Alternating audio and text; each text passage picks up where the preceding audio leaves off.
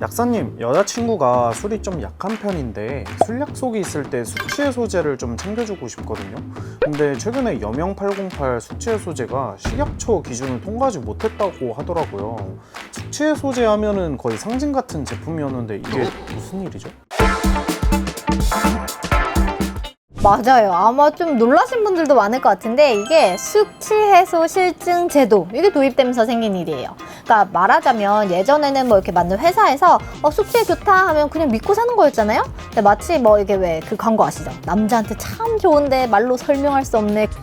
남자한테 참 좋은데 어떻게 표현할 방법이 없네. 그것처럼 뭐 그런 광고도 통하던 시절이었지만 이제는 정부에서 그런 거 안 먹힌다는 거죠. 그래서 좀 검증된 과학적 데이터가 있어야만 너네 숙취해소제라는 문구 쓸 수 있게 해줄게 라고 허락해준다는 거거든요. 그러면 요즘 허위과장 과대 광고들이 진짜 너무 많아서 요거는 좀 필요한 것 같긴 해요. 맞아요. 이게 바로 올해죠. 2025년부터 식약처에서 숙취해소실증제도라는 걸 도입했는데 이 숙취해소제라는 문구를 표시하고 광고를 하려면 실제로 사람을 대상으로 시험을 해서 효과가 입증돼야 된다라는 건데요. 6월 19일 날에 이 시중에 유통되는 숙취해소제 89개 제품에 대한 결과를 발표한 거예요. 그럼 여명808은 그 시험에서 탈락한 거예요?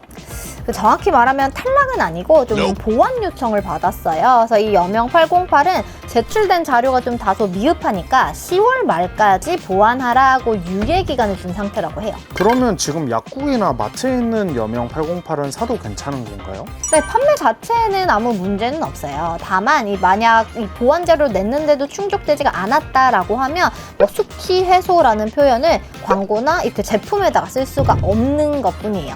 그러니까 제품 판매는 가능하지만 소비자 입장에서 인식은 좀 달라질 수 있겠죠? 그러면 이거 효과 없는 거 아니에요? 지금 상태로는 아직 판단 보류. 그러니까 효과가 없음이 아니라요. 효과를 입증할 수 있는 자료가 아직은 없다라는 거여서 좀 더 지켜봐야 될 것 같아요. 그러면 반대로 이번에 통과된 제품들은 어떤 게 있나요? 좀 많이 알려진 제품들 중에서는 그 컨디션, 레디큐, 상쾌한, 그리고 깨수깡이나 확깨수, 네일앤 알디콤 이런 제품들이 있다고 해요. 제가 즐겨 먹던 제품도 있어요. 다행이다. 그런데 효과가 있다는 거는 어떻게 확인하는 거예요? 요거 되게 재밌더라고요. 저도 찾아봤는데 이게 전국 19개 종합병원에서 이루어진 건데요.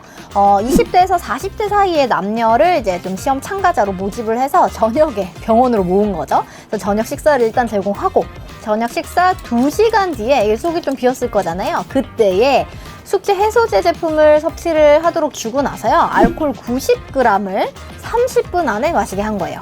이 알코올 90g이면 얼마 정도 해당될 것 같으세요? 글쎄요. 감이 잘 안 오는데 항상 뭐 병으로만 세어봤지. 그렇죠. 이게 90g의 알코올은 소주 한 병 반 정도 해당된다고 해요.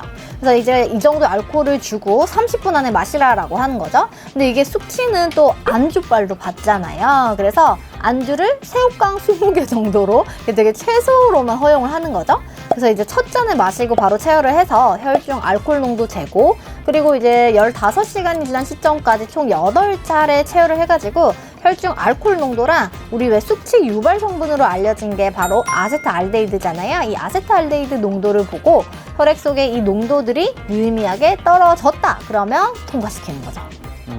뭔가 과학적이면서도 약간 허술한 것 같기도 하고. 그쵸. 그래도 뭐 보통 주량이 좀 있다고 볼 수 있는 20대 남성 위주로 시험을 했다거나 아니면 이렇게 중간중간 물을 많이 먹게 한다거나 그런 꼼수를 쓴 게 적발되면 자격을 박탈해버린대요.